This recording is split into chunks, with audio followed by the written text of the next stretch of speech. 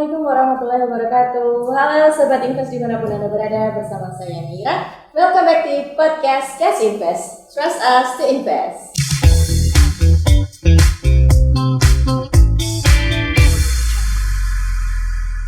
Oke Sobat Cash Invest dimanapun Anda berada, kali ini kita akan bersama-sama mengupas dan menggali informasi seputar pelayanan perizinan dan juga penanaman modal yang ada di Provinsi Jawa Tengah. Nah, untuk itu sudah kami hadirkan narasumber yang cantik ini dari DPM PTSP Provinsi Jawa Tengah.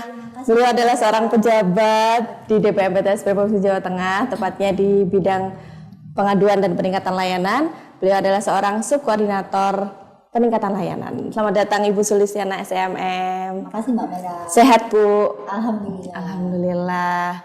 Bu, kali ini kita akan mengangkat tema mengenai mall pelayanan publik, penyelenggaraan mall pelayanan publik sebagai upaya untuk peningkatan layanan publik, ya Bu. Mungkin dari saya sendiri juga Sobat Invest masih belum familiar Bu dengan mall pelayanan publik ini apa Mbak Lis? Apa itu semacam mall bisa untuk kita shopping mungkin atau untuk nonton, hanging out, nongki-nongki begitu? Gimana Mbak Lis? Mau Mbak Lis? Kalau orang awam yang belum pernah memproses perizinan, apa sih mall pelayanan publik? Memang dikira seperti mall di Tentrem, di Java Mall, Paragon gitu ya Mbak. Paragon, gitu. Tapi di sini yang dimaksud mall pelayanan publik itu pengintegrasian pelayanan publik yang dilakukan yang diberikan oleh Kementerian Pusat, Kementerian dan lembaga, pemerintah provinsi, pemerintah kabupaten kota, BUMD, BUMN, swasta dalam satu tempat. Oke, jadi satu, jadi itu diintegrasikan semua dalam satu ruang, satu wadah, satu tempat gitu ya Mbak. Jadi MPP itu mall di situ. Jadi konsepnya itu mall pelayanan publik itu mallnya perizinan. Mallnya perizinan. Ya, jadi warga masyarakat yang mau ngurus langsung aja datang ke situ, semuanya ada di situ. Jadi contohnya kalau kita mau melakukan perizinan yang menjadi kewenangan provinsi, di situ kan juga ada ya. Yang gerai investasi. Oh, ada juga Mbak? Iya, dari provinsi yang membuka tenan di situ. Jadi mereka ada pelaku usaha atau masyarakat yang berkoordinasi terkait perizinannya, terus dia ini perizinannya kurang apa Pak? Konsultasi, ini terkait izin ini kurang UKL UPL ya. Di sini ada dinas DLHK. Jadi pelaku usaha bisa diarahkan ke dinas DLHK itu. Oke, jadi nggak perlu konsultasi terkait perizinannya. Itu yang namanya konsep perizinan, jadi diintegrasikan dalam satu tempat. Oke, berarti tujuannya adalah untuk masyarakat agar lebih mudah ya Mbak ya, di situ ya. Jadi salah satu tujuannya untuk memberikan mengakses kemudahan, jangkauan, kenyamanan ataupun keamanan layanan. Juga untuk meningkatkan daya saing masyarakat dalam perizinan berusaha di daerah. Oke. Mbak Lis, mengingat itu di dalamnya terdapat banyak sekali OPD terkait ya, instansi-instansi terkait ya di situ. Nah, itu berarti kan memang ada tahapan ya Mbak pembentukannya. Itu gimana Mbak Lis tahapannya Mbak Lis? Dari awal untuk membangun MPP mall pelayanan publik itu emang kalau bicara tahapannya kita harus pimpinan daerah. Di sini karena MPP mall pelayanan publik di regulasinya dari Perpres itu memang diarahkan ke kabupaten kota, jadi harus ada komitmen dari pimpinan.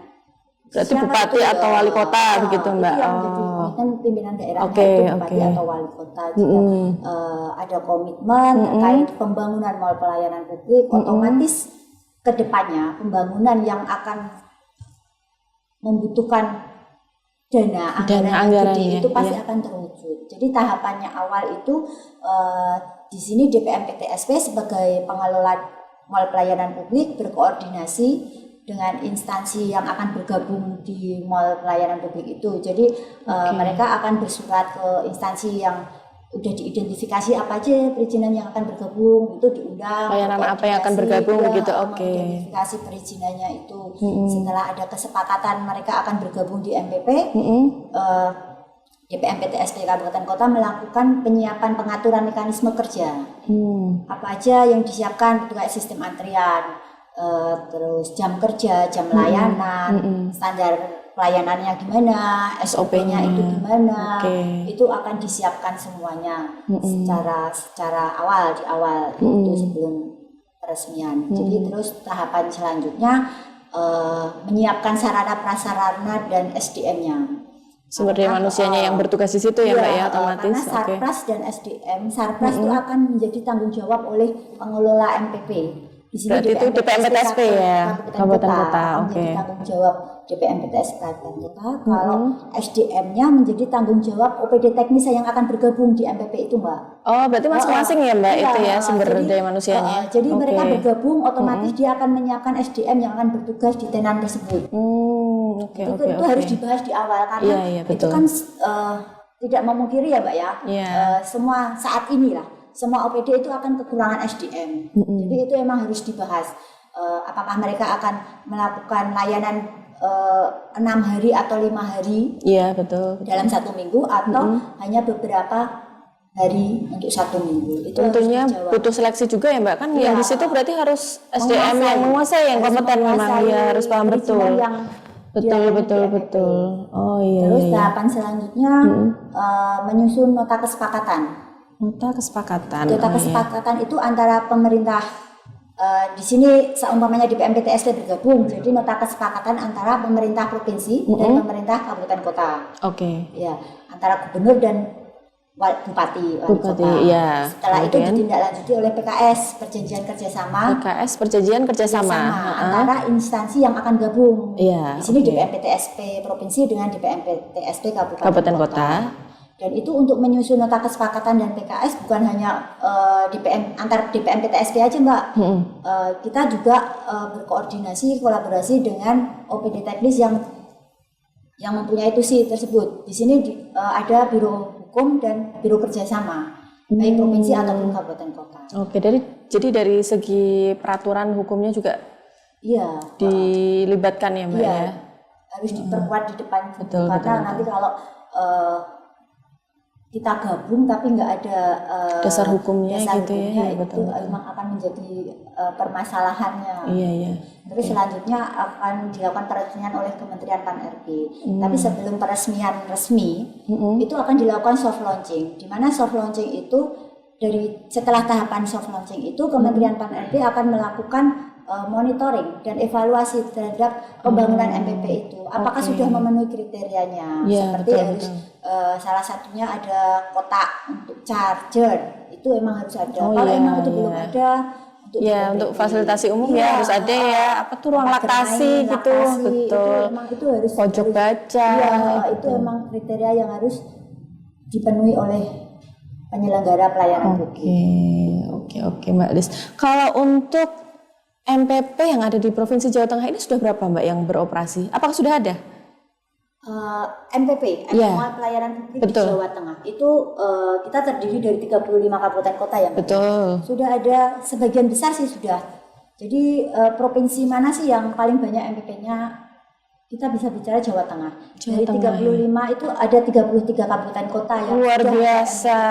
33 ya. Tinggal 2 ini diarahkan dari tahun ini udah resmi. Tahun ini diresmikan. Iya, tahun ini diresmikan. Ada 2 itu Kabupaten Temanggung dan Kota Pekalongan. Ini tahun ini udah diresmikan. Kita sudah berkoordinasi gimana caranya tahun ini udah berdiri MPP.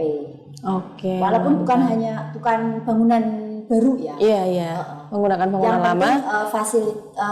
Kategori fasilitas yang menjadi pelayanan publik itu sudah terpenuhi semua, itu bisa dijadikan MPP. Gabung jadi satu di situ gitu ya. Nah itu dia Sobat Invest, informasi dari Bu Lis ini ternyata dari 35 kabupaten kota yang ada di Provinsi Jawa Tengah sudah ada 33 kabupaten kota yang sudah ada MPP-nya, Mall Pelayanan Publik dan sudah beroperasi.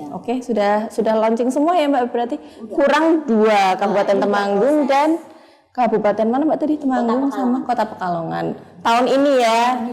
Di nanti ini berarti Temanggung dan Pekalongan. Mbak Lis. Nah Mbak Lis, tadi saya tuh sempat membaca informasi dari Kemenpan RB terkait Mall Pelayanan Publik Digital. Nah, apa itu Mbak Lis? MPP digital ya berarti ini?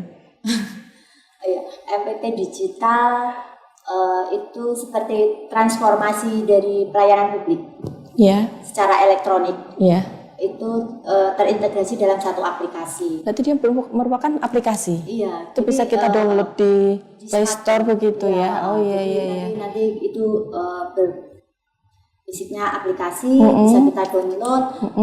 Nanti kita bisa mengakses perizinan. Tapi untuk perizinan awal yang emang diproses oleh Kemenpan ini masih untuk perizinan sektor administrasi kependudukan dan perizinan tenaga kesehatan. Masih untuk tahapan awalnya, untuk pilot projectnya itu hanya 2 sektor. Administrasi kependudukan dan juga Perizinan tenaga kesehatan. perizinan tenaga kesehatan. Iya. Administrasi kependudukan berarti terkait seperti mungkin mengurus KK begitu, Iya, Mbak Lis bisa? NIK. Jadi kalau NIK begitu ya, itu kita bisa KTP dilakukan begitu. melalui MPP digital. Oh oke, cuman ini masih soft launching ya Mbak? Masih, ya sudah ada soft launching di tahun 2023 sih Mbak, bulan Juni. Berarti sistemnya masih belum sempurna ya. Oke, kita tunggu semua ya Sobat Invest MPP Digital ini. Jadi nanti kita nggak usah jauh-jauh nih ke MPP kabupaten kota ataupun ke provinsi ya. Jadi bisa langsung kita akses melalui smartphone kita. Nanti bisa di-download di Play Store. Iya. Tapi baru 2 perizinan, baru dua sektor aja ya, administrasi kependudukan dan juga tenaga. Kalau untuk tenaga kesehatannya terkait apa Mbak Lis? Contohnya untuk tenaga kesehatan seperti perizinan yang jadi kewenangan kabupaten kota kayak SIP, perawat itu. SIP itu surat izin perawat untuk dia mulai bekerja. Iya, menggunakan SIP ada itu. berapa jangka waktunya ya? Oh iya. Harus diupdate gitu ya. Oke. Itu melalui Oke. aplikasi itu bisa. Berarti dibandingkan MPP yang di daerah sebenarnya kita lebih dipermudah ya Mbak dengan adanya MPP digital ini ya. Iya sih, kalau bagi masyarakat yang tidak gaptek dengan teknologi. Iya, hari gini Mbak kita harus bisa menggunakan smartphone dengan smart ya kan. Iya betul. Jadi untuk Gen Z ini semuanya dipermudah sekali loh ini Sobat Invest. Apa-apa bisa kita akses melalui smartphone ya Mbak Lis ya. Ya, jadi masyarakat atau pelaku usaha tidak langsung datang ke MPP, ke mall pelayanan publik, tapi bisa mengakses melalui MPP digital. Oke. Kedepannya gitu. Iya. Kita nantikan itu Mbak. Iya, Oke. Kalau untuk kabupaten kota sendiri berarti belum ada implementasinya ya untuk MPP digital ya? Ada beberapa di kabupaten kota di Jawa Tengah yang menjadi pilot project. Oh sudah ada pilot project tapi ya? Berapa Mbak itu? Berapa kabupaten ada kota? 6 kabupaten kota. Mereka sudah melakukan kayak komitmen dengan Kemenpan untuk jadi pilot project. Ini ada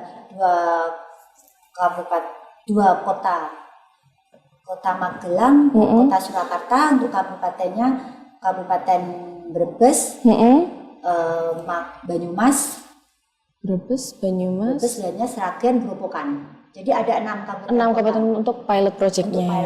Tapi ada beberapa kabupaten kota yang secara langsung bersurat ke Kemenpan untuk dijadikan pilot project, Mbak. Oh, Jadi mereka inisiatif gitu ya. Oh iya. Untuk dijadikan Setelah pilot itu project. untuk mempermudah warganya akses pelayanan untuk perizinan. Betul.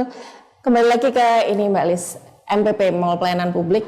Kalau untuk DPMPTSP Provinsi Jawa Tengah sendiri ada keikutsertaannya Mbak untuk Mall Pelayanan Publik di kabupaten kota? Di DPMPTSP Provinsi Jawa Tengah kita bergabung di 7 MPP sih Mbak. 7 MPP. Oh. Konsepnya kita emang dari awal kita konsepnya mendekatkan layanan kita ke kabupaten kota. Tidak semua kabupaten kota MPP-nya kita masuk menjadi membuka gerai layanan di situ. Ya. Namanya gerai ya Mbak berarti ya? Gerai layanan provinsi. MPTSP itu membuka layanan di mall pelayanan publik yang diberi nama Gerai Investasi. Gerai Investasi. Itu ada 7 kabupaten. Itu ada di 7 kabupaten kota. Iya. Di mana aja Mbak itu? Pertama itu di Banyumas. Kota Surakarta. Magelang ya. Kota ya. Oke. Terus Kabupaten Pati, Jepara, Batang. terus Batang, Surakarta. Tegal. Oh iya. Oke. Baru kemarin baru di Tegal baru launching ya kemarin. Oke. Nah, itu dia Sobat Invest. Jadi sudah ada kepanjangan tangan ini dari DPMPT SP Provinsi Jawa Tengah untuk kepengurusan perizinan ya di 7 kabupaten kota itu. Jadi untuk Sobat Invest yang mau mengurus izin yang menjadi kewenangan Provinsi Jawa Tengah tidak harus mengurus ke Semarang, nggak usah jauh-jauh ke Semarang ya. Jadi jadi bisa ke 7 kabupaten kota itu karena ada kepanjangan tangan namanya Gerai Investasi itu tadi ya Mbak Lis ya. Oke. Terakhir nih Mbak Lis, harapannya Mbak Lis nih untuk penyelenggaraan mall pelayanan publik apa ini Mbak Lis? Harapannya? Kalau harapan MPP itu meningkatkan kualitas. Tentunya dan ya. memberikan kenyamanan. Betul. Pelayanan publik. Mempermudah akses begitu ya Mbak ya, mendekatkan akses pelayanan publik sehingga berimplikasi pada peningkatan realisasi investasi di daerah tersebut. Iya betul. Harapannya itu. Tapi untuk yang MPP digital itu kan karena respon terhadap perkembangan teknologi zaman ya. Karena semua sektor sekarang semua sektor khususnya sektor kehidupan berimbas pada perkembangan teknologi. Iya betul. Termasuk sektor pelayanan publik. Betul. Jadi mungkin kalau kita secara manual terus akan ketinggalan zaman ya. Iyalah pasti Makanya Mbak. kita harus mengikuti. Kalau saya bisa memilih ya tetap milih yang MPP digital ini Mbak. Jadi mau akses di mana aja ya. betul. Apapun akan dipermudah. Mau bikin NIK gampang gitu kan ya, mau ngurus BPJS juga bisa gitu ya kan. Kadang membuat ada perbaruan betul iya. Kalau anak kita udah SMP iya, pembaruan kakak habis menikah ya kan, pindah kakak gitu. Enak banget itu sebenarnya Mbak. Kita tunggu berarti ya itu. Kan, jadi arahannya dari Kemenpan memang seperti OSSRBA di mana BKPM, Kementerian Investasi mempunyai sistem OSSRBA dan di sini Kementerian Pan-RB mempunyai sistem MPP digital. Tapi MPP digital akan difokuskan ke perizinan yang kabupaten kota, jadi kewenangan kabupaten kota dulu. Oke. Tidak tahu nanti perkembangannya. Kita tunggu aja ya Mbak Lis ya. Oke. Ya demikian Sobat Invest, terima kasih sekali ya Mbak Lis berkenan hadir di tengah-tengah kita. Tentunya penyampaian Mbak Lis tadi memberikan manfaat untuk saya dan untuk Sobat Invest semua. Nah, untuk Sobat Invest yang kalau masih bingung nih atau ada pertanyaan-pertanyaan yang mau ditanyakan, bisa langsung komentar di kolom bawah ini ya, kolom komentar. Oke, kita tunggu pertanyaannya. Terima kasih sekali Mbak Lis. Sama-sama Mbak Oke, kembali lagi Sobat Invest di podcast selanjutnya, podcast Cash Invest. Trust us to invest.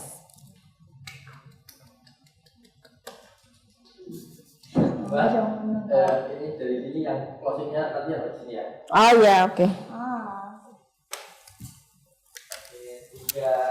2, 1. Oke, demikian Sobat Invest.